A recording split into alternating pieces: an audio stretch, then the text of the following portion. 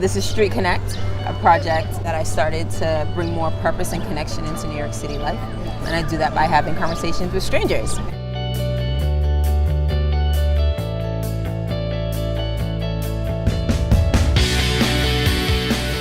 What's like the most surprising thing about yourself that you wouldn't have been able to predict or anticipate when you were younger?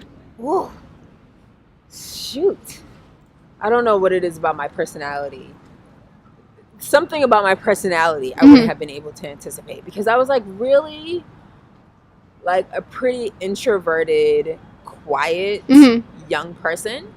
Like I didn't have any interest in like public speaking or anything like that. And now what I would like to do for a living is talk to strangers, you know? Cool. So I wouldn't have anticipated kind of like my spontaneity and like how I like interact with people, or my charm. Okay, cool. My question for you is along the same lines. Okay. What about you is uniquely you? It's hard to say, because I feel like when I was younger, I felt like I was really unique. I mean, and everyone is unique, but then as you grow older, you realize like you're not the only one that. Like, I don't know if this is unique to me, but I just would say I generally am, like, I love, like, people. That's, of course, many people feel the same way, but... I don't know if many people feel the same way.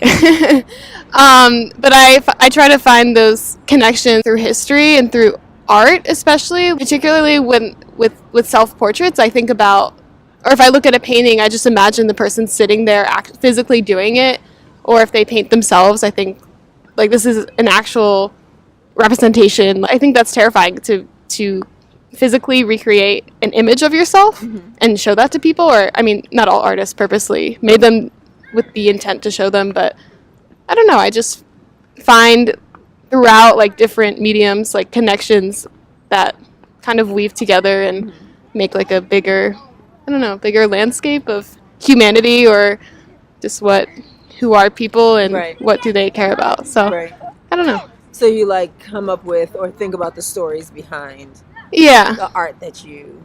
Yeah, I'll find connections that I don't expect. I like artwork or literature that has to deal with people's like individuality and kind of is a portrayal of themselves. I think that's something that's attractive to me, and that's something I personally resonates with me, and something that I try to integrate into my life. So that makes sense. Yeah. So what did you used to think about you that was like, this is super special? I guess like I tend to gravitate towards things that like are not popular, like either it was like music or styles, or I don't know. As I got older, I thought, do I gravitate towards it because it's not pop culture, because it's like the opposite, or do I actually like these things? So that's something like as I grow older, I try to figure out, like, be conscious of like be conscious like decisions. Do I like things for what they are, or do I like the idea of